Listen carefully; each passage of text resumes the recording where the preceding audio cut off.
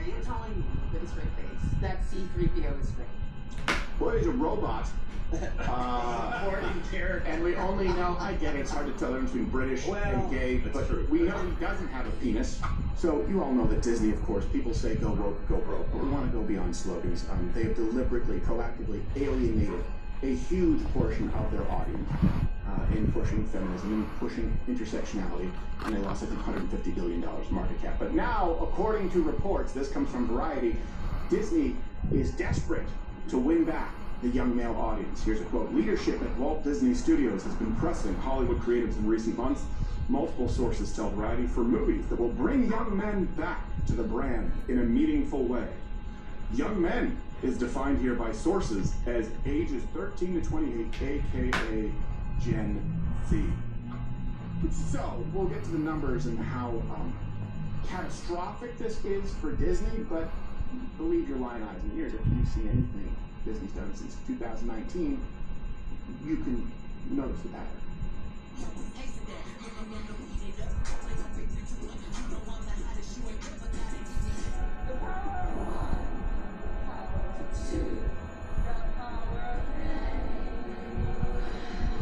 What the fuck is that?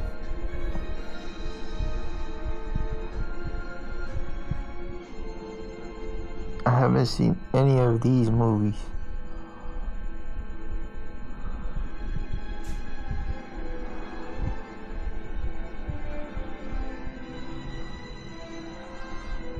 Star Wars, di ako nanonood niyan. Lost boys. Every last one of us. Ano yan? You're not so boys. So? It never goes the other way. Lost, right? Lost. You know, Lost Boys become girls.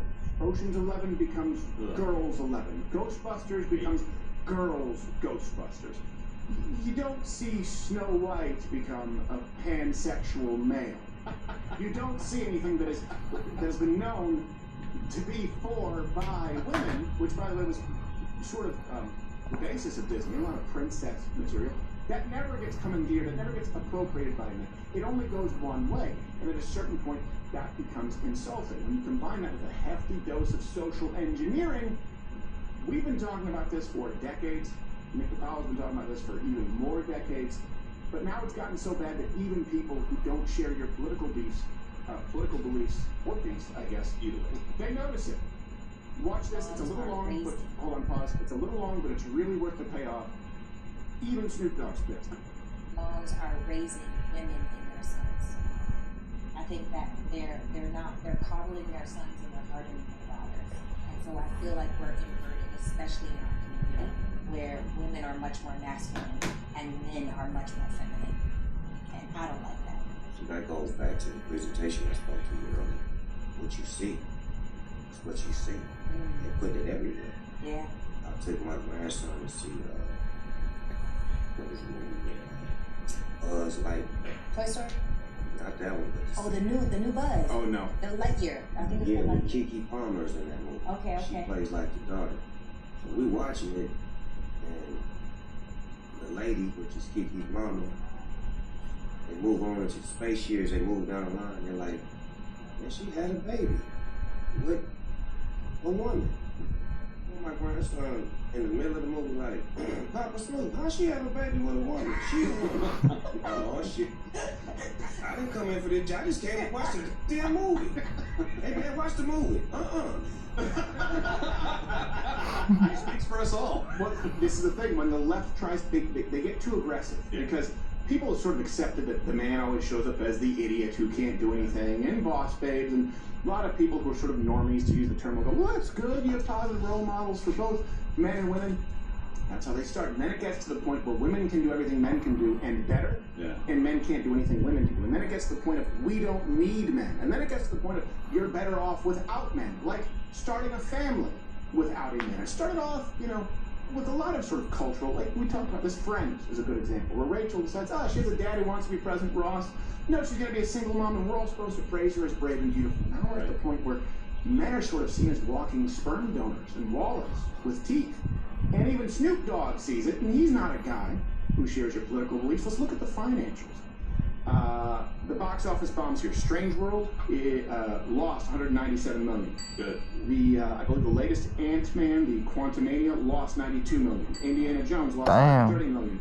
The Marvels lost 237 million. Snow White lost 115 million. Yeah. And since 2021, Disney has lost $150 billion. Yes. In market. They dropped it. God damn. Yes. By the way, all of those things that we're talking about, they're contrived. They don't even matter to the storyline. Right. Just forced into the story in a way that doesn't even need to happen. Right. You just don't need to go gay for no reason in a story, and you'll probably be fine. Well, this is really remarkable because Disney bought a bunch of IP, right? Superhero films, Yeah. Star Wars, that had a built-in male audience.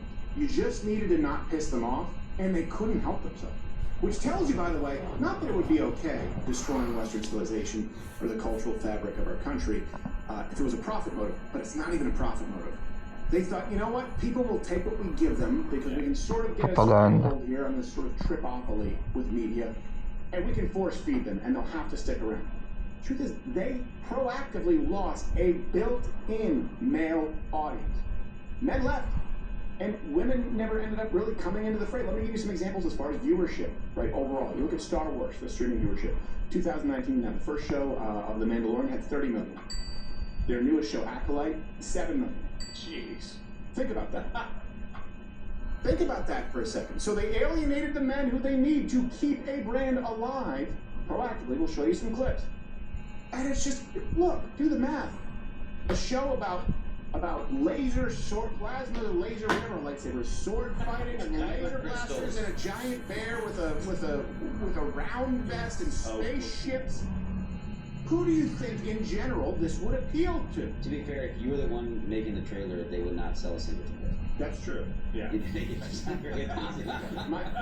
My trailer for Star Wars would be like, it sucks, but I know some of you like this. And Bunch of nerds. I like it. it's not that it's terrible. I just don't like it. And of the 7 million people who watched Acolyte, 5 million were hate watching. Yes. There you go. And Yeah. to your point, like the male percentage of their audience has stayed consistent. Women are running away from this too.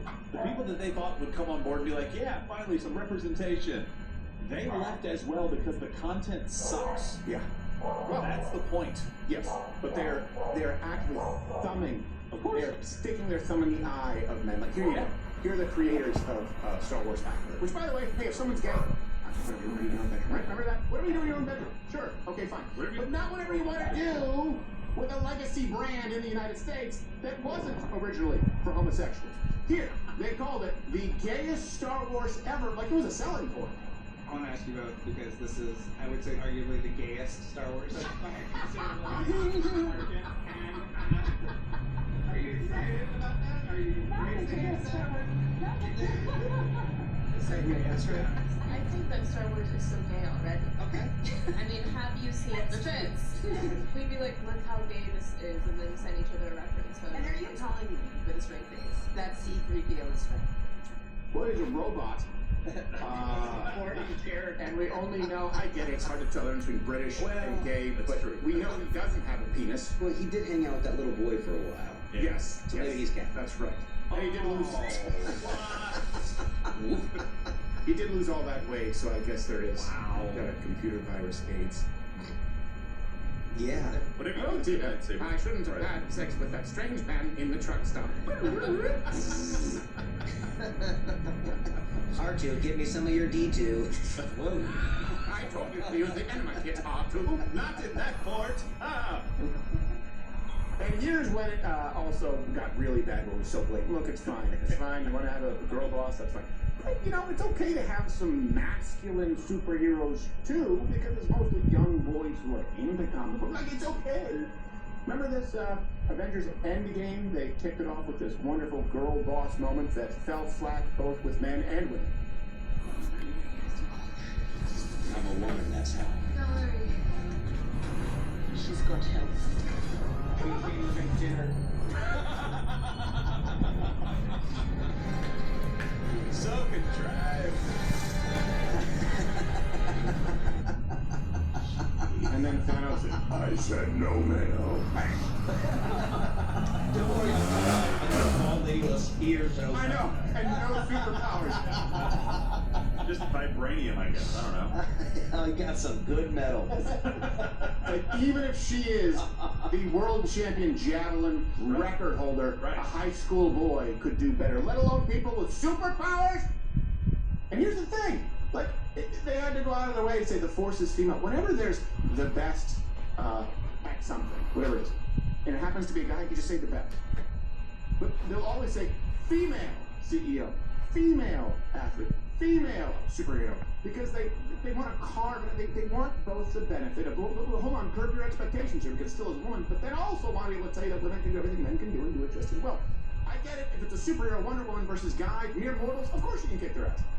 But when men get into physical confrontations with women, it's like a father with a child. There's nothing that women can do. Men are invariably stronger. And so then if they're both superheroes, you would think it's kind of a wash, and the male superhero, again, beats her ass. It's hard for us to buy.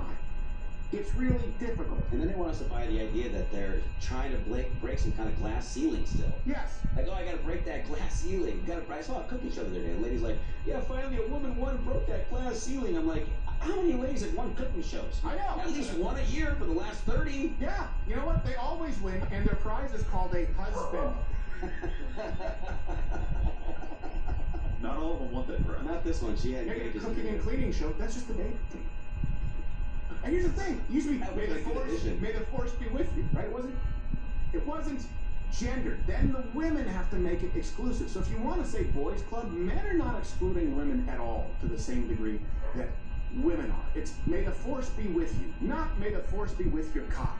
So they have to say, the force, by the way, is female, and here is a clip of Kathleen Kennedy, who was helming Disney, talking about just now. Years ago, you were at a charity event wearing like the Nike horses female T-shirt, and that's been made like you've misinterpreted. But I just want to do you want to like?